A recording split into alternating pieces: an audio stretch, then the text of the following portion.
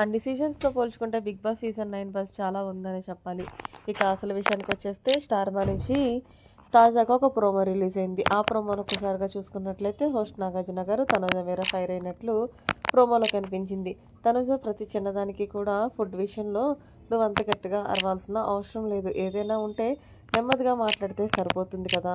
అంటే తనుజ అది కాదు సార్, ముందు 2 వారాలు లేని ఫుడ్ విషయంలో గొడవలు నేను ఏదైతే రేషన్ మేనేజర్‌గా తీసుకున్నానో అప్పటినుంచి ఎందుకు వస్తున్నాయి అనేది నాకు అర్థం కాలేదు. ప్రతి చిన్నదానికి నన్ను పాయింటౌట్ చేసి మాట్లాడుతున్నారంటే వాళ్ళు చేసి మాట్లాడుతున్నారు. ఓకే. నువ్వు అంత రియాక్ట్ అయ్యి అవ్వాల్సిన అవసరం కూడా లేదు కదా! ఏదైనా చెప్తే సరిపోతుంది కదా! నెమ్మదిగా నీలో మైనస్ ఏదైనా ఉంది అంటే అది నువ్వు అరవటమే. సో, అది నువ్వు తగ్గించుకుంటే చాలా బావుంటుంది అంటూ తనుజకి చిన్నపాటి క్లాస్ ఇచ్చినట్లు ప్రోమోలో అయితే కనిపించింది.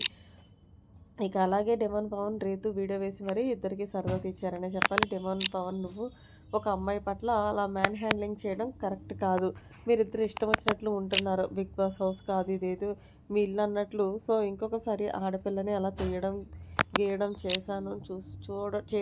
చూసాననుకో అసలు ఊరుకునేదే లేదు. రెడ్ కార్డ్ ఇచ్చి పంపించేస్తానంటూ డెమోన్ పవన్కి అయితే వీడియో వేసి క్లాస్ పీకారు. ఇక అలాగే టాస్క్ల పరంగా చాలా బాగా ఆడుతున్నావు అంటూ మళ్ళీ మెచ్చుకున్నారనే చెప్పాలి.